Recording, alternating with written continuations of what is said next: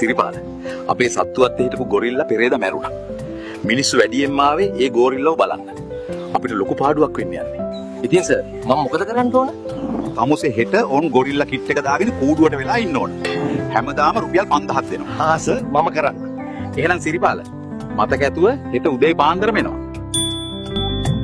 වැඩේ බාරගත්තට මොකද දැන් නම් පොඩි ලැජ්ජාවකුත් බයකුත් දැනෙනවා. අනේ මන්ද මේවා කවදා කරපු ටකරන්ද?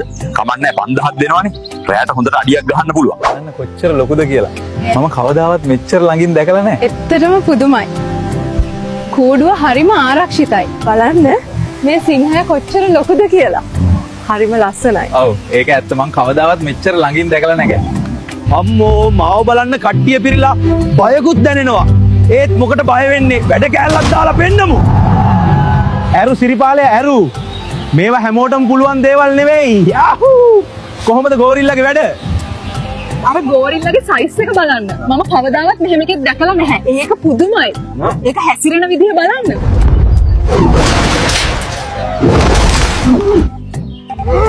අනේ මම මේ ඉන්නේ සිංහ කූඩුවක නේද? අයියෝ අද නම් සිරිපාලයෝ උඹ ඉවරයි.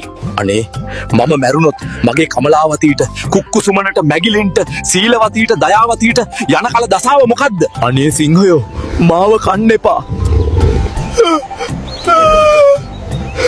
මම සතෙක් නෙවෙයි මිනිස්සෙක්. කට වහපන් යකෝ. උඹ කෑ ගහලා අපි දෙන්නගෙම රස්සාව නැති කරන්නද හදන්නේ? මම අල්ලපු ගෙදර ගුණපාල බොල.